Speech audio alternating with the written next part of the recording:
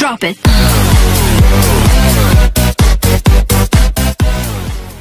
Bismillahirrahmanirrahim. Assalamualaikum warahmatullahi wabarakatuh. Alhamdulillahirabbil alamin wassalatu wassalamu ala asyrafil anbiya wal mursalin sayyidina Muhammad wa ala alihi washabbihi ajma'in. Subhanaka la ilma lana illa ma 'allamtana innaka antal alimul hakim. Rabbi shrah li sadri wa yassir li amri wahlul 'uqdatam min lisani yafqahu qawli, amma ba'd. Ya ayyuhal ikhwal a'izzah, ya ayyuhal musyahidin wal musyahidat, insyaallah fi hadhihi al-fursah al-ghaliyah sanwasil darsana an kaifiyati kitabatil maqalah.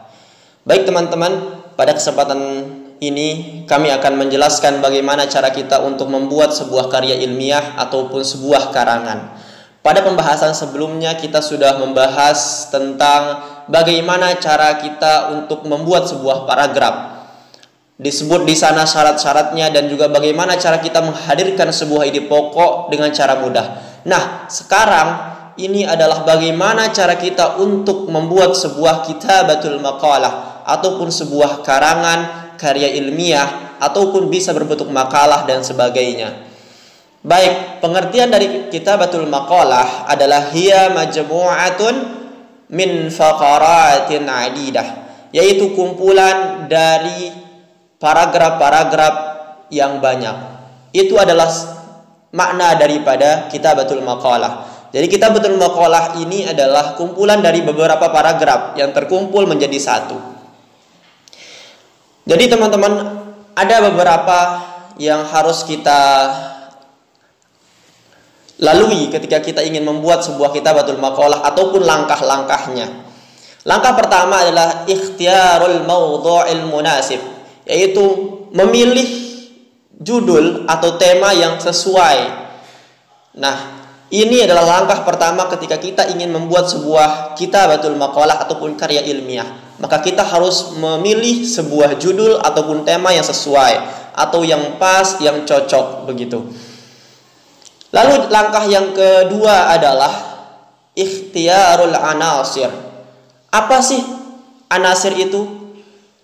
Langkah yang kedua adalah memilih anasir, yaitu unsur-unsur ataupun tema-tema kecil, yaitu maudhu'un shaghir. Jadi anasir ini adalah maudhu'un shaghir ataupun judul-judul kecil di dalam setiap paragrafnya.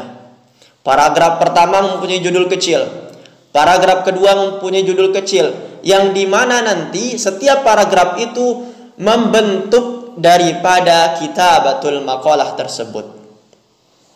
Jadi dari penjelasan yang tadi bahwa kitabatul maqalah adalah sebuah karya ilmiah yang dimana terkumpul beberapa paragraf. Sebelum kita membuat sebuah kitabatul maqalah kita harus membentuk atau memilih judul yang pas, tema yang pas, yang sesuai. Itu langkah pertama, ya. Lalu langkah yang kedua adalah kita memilih al-anasir, ikhtiyarul anasir. Ikhtiyarul anasir, anasir adalah maudhu'un shaghir, yaitu judul-judul kecil yang diletakkan di setiap paragrafnya. Paragraf pertama, kedua, ketiga, dan sebagainya. Dan semua paragraf itu akan membentuk daripada kitabatul maqalah tersebut. Contohnya kami hadirkan yaitu tentang al-munazarah wa ta'ayush. Nah, di sana kami sediakan judul dan anasirnya ataupun unsur-unsurnya ataupun tema-tema kecilnya. Pertama adalah tarikhul munazarah, yaitu tentang sejarah munazarah ataupun debat itu sendiri. Lalu al-anasir yang kedua pada contoh yang kami sajikan adalah kaifiyatul munazarah, cara ataupun metode dalam berdebat. Berikut kami tampilkan contoh daripada kitabatul maqalah dengan judul Al-Munazarah wa Ta'ayush dan beberapa paragraf yang sudah kami buat.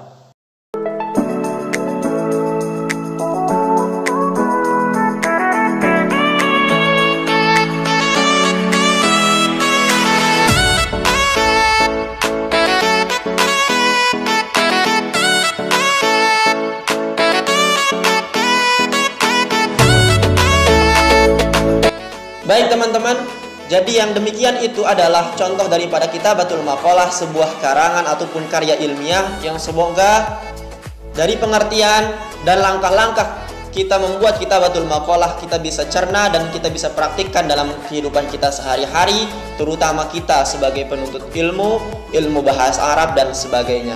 Yumkin hadza minni, syukran katsir ala musyahadatikum wa istima'ikum. Insyaallah sanaltaqi fi waqtin lahiq. Wassalamu alaikum ya man ittaba'al huda.